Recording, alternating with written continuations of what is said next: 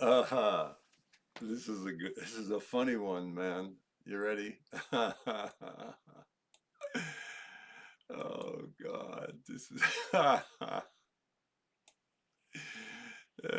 got a funny one for you. All right, this one's to this is to all my sage friends out there, people that got some wisdom, got some years, got some issues, got a little growth, you know, got a good ear. We have some things in common. I know I've been at this spiritual life coaching thing for a lot of years, and a lot of people, down through the years have come to me with their problems. I love it. I don't know, man. With their problems. Why me? Oh.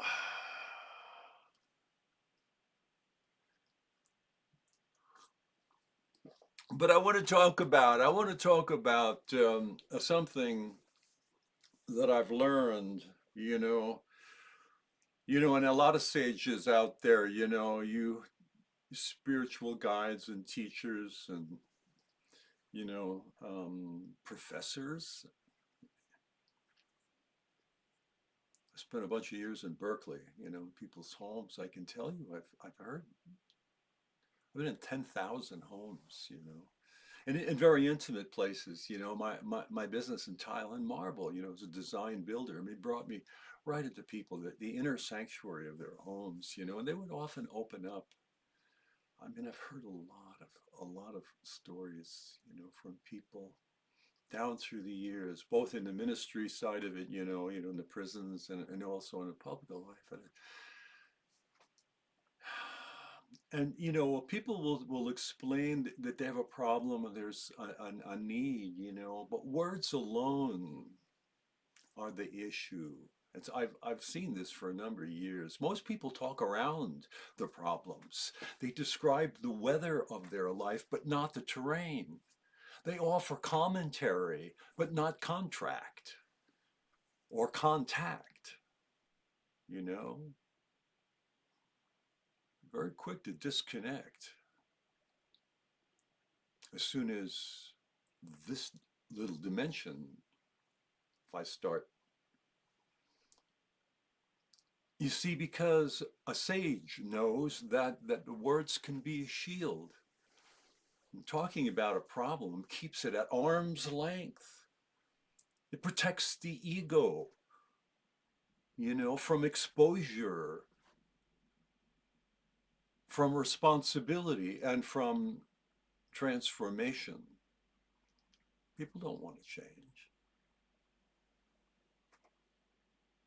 you know. So they talk around the problem, but they don't touch the problem.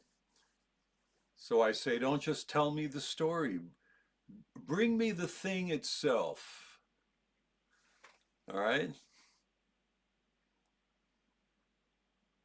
Touching the problem means you're willing to be changed. A little metanoia is in it.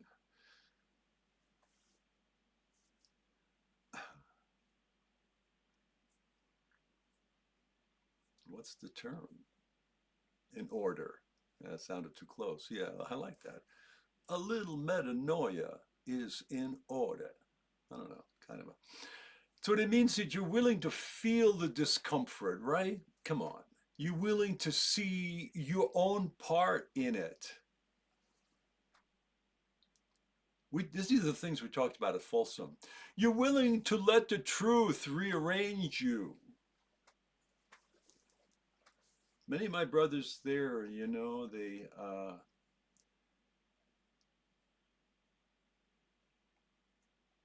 and it comes from a place of that maybe the disorder. Sometimes it goes way deep where you have the divided self. See, And they really have a hard time getting in there to touch the thing.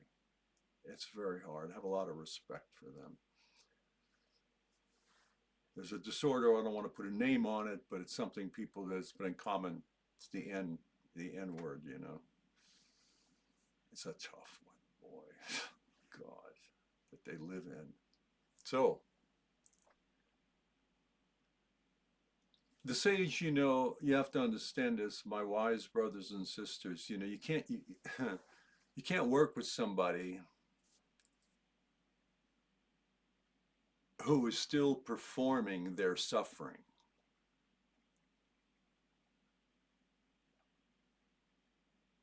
You can work with someone who is ready to enter it.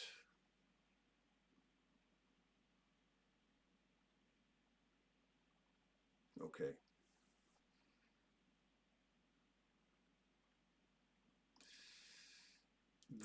The performing of the suffering is a form of supply for a lot of people.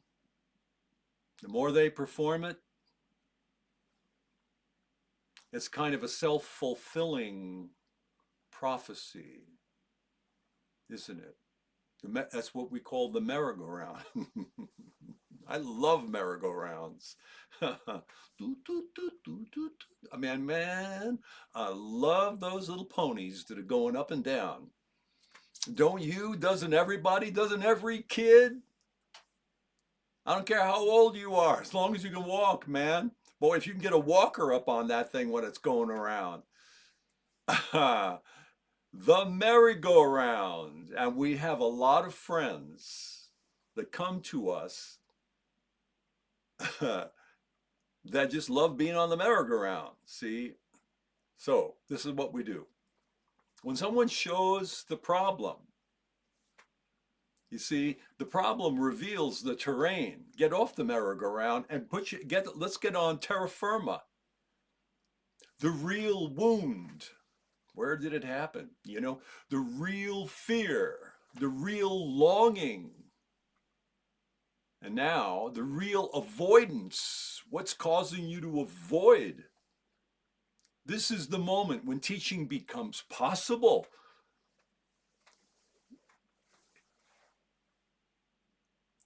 If you don't approach the story from that point of view, it's going to remain a story forever. All right? You need to know, not only you who are the sages and the wise ones out there attending your flock, don't you call them that? Pastor? You know what a pastor is? It's a cowboy for sheep. Wahoo! So you pastors out there that be inflating yourself, I'm the pastor, you know, realize what that really means. Cowboys for sheep, they didn't even have an education. They didn't even have a job. I mean, they had a job, but it wasn't what a pastor thinks he is today. And I know, because I've been a pastor. Cowboy for sheep. Wahoo. Tell you something. I'm not going to open that one up, but I would say this. That qualifies me to be doing what I'm doing right now, in a sense that I've heard the stories. See, been there, got my own story. So the sage doesn't heal anybody. He doesn't heal the story. He or she heals the contact point where the person's actually stuck. Can I say it again? I like the way I said that. Where the person's actually stuck. Stuck. Yeah, where the person's actually stuck.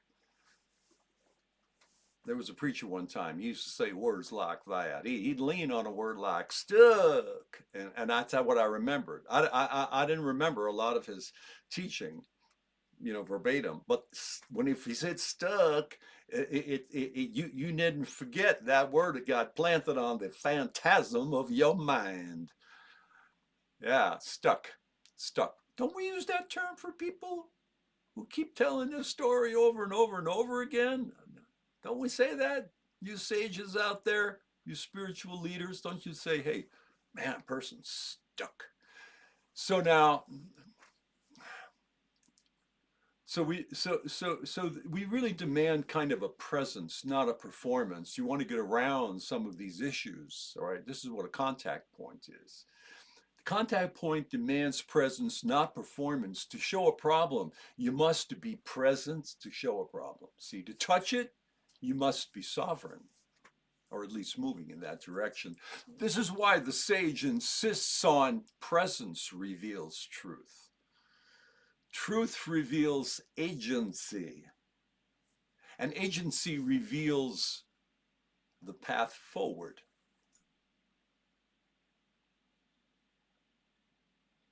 If you stay in abstraction, you stay in exile from your own life. And that's what we do. I'm not pointing a finger at anybody else, trust me. I've got three coming back. Believe me, and I know those three. They don't speak to a lot of stumbling for me in this area. Oh, yeah. I got my own stories. Boy, I have stories, yes. And they've never really served me. So now it's time to let me go. Maybe I'm preaching to the mirror. I don't know. So let's separate the seekers, from the tourists.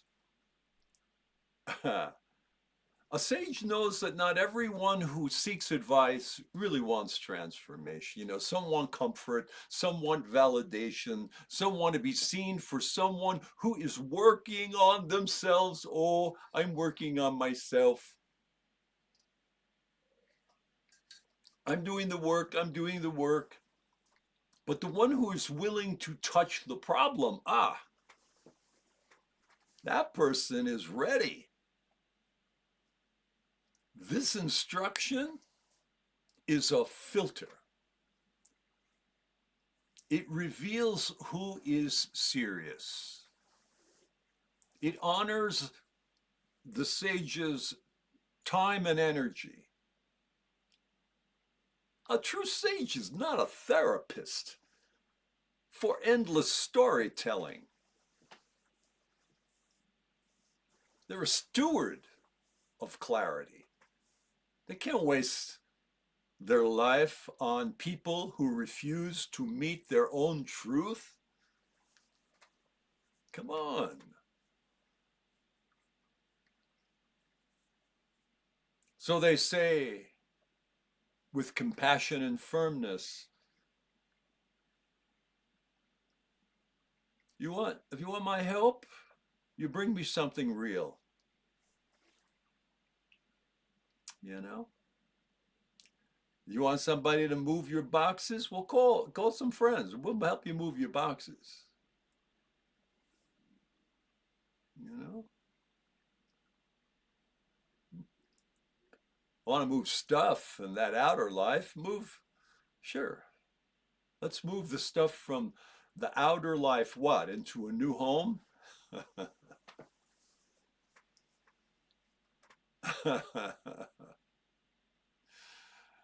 No, no, no, no, no, no, no, no, no, no, no, no, no. No, no, no, no, no.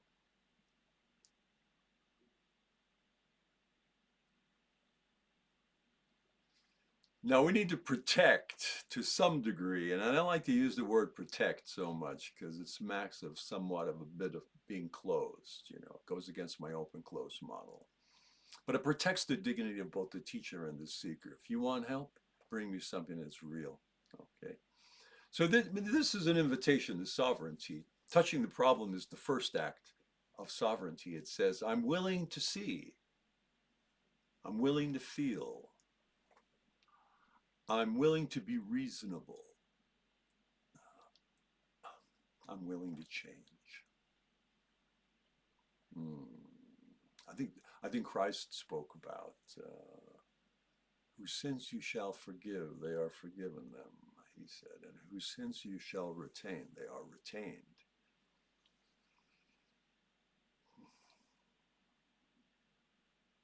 Christ advised his disciples to listen and discern those stories.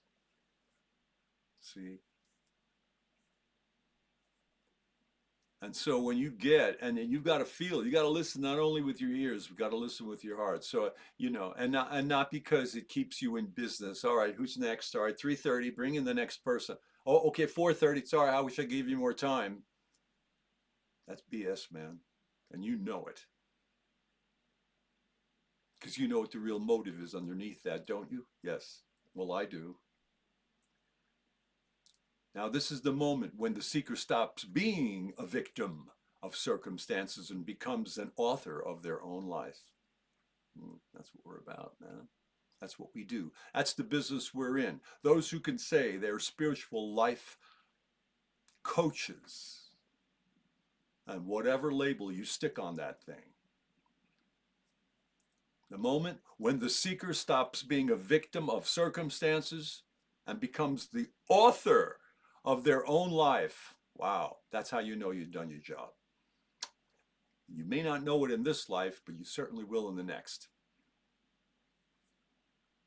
He said, I go to prepare a place for you so that where I am, you may also be. Wow, what do you think that's going to be built on? Yes, faith without works.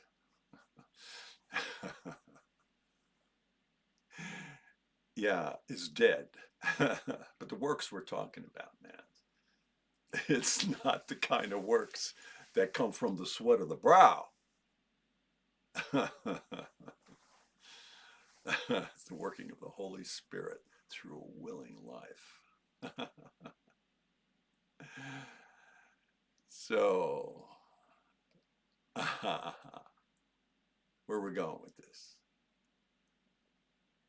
Here, let's go here. So don't give me the smoke. Bring me the fire. Because only when the fire is visible can it be understood, tended, or transformed.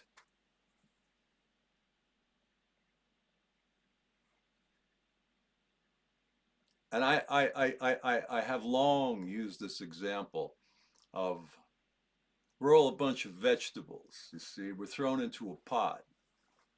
We're going to make a nice minestrone, a nice soup, flavorful, aromatic, man, delicious. But oh, here we are. We're all sitting in a pot of a water, cold water, a nice big beautiful crock pot or whatever kind of pot you like to cook in, stock pot. But until you turn on that heat, man, that thing ain't gonna cook. It takes a little heat to get that minestrone, man, happening. You know what I'm saying? So, and the heat means you're gonna face your shame, that that quiet, hidden thing that you're holding on to, that thing that nobody's supposed to see, not even you. And when you speak to that sage, you take that person quietly and privately, just the way Nicodemus did. And you say, I want to show you something. And that's where the trust comes from, and that's where the gift.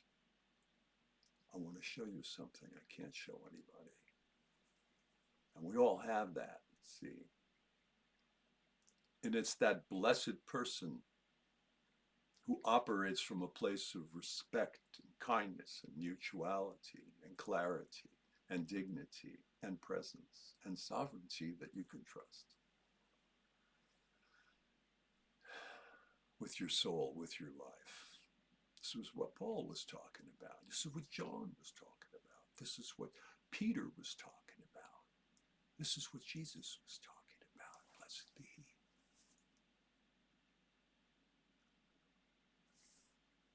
I had a friend yesterday, I was sharing with another believer. A friend said, okay, I don't want to hear it. And we really weren't talking very much. Why? Because this person was sitting on issues. issues that they never wanted to touch. Yeah. So you just keep putting out compassion and love to all people. And, receive them, whatever stage they are, and criticize or judge them. You don't have to judge anybody. Don't even judge yourself. Okay? And don't be afraid. Don't be afraid. Don't be afraid. Don't be afraid.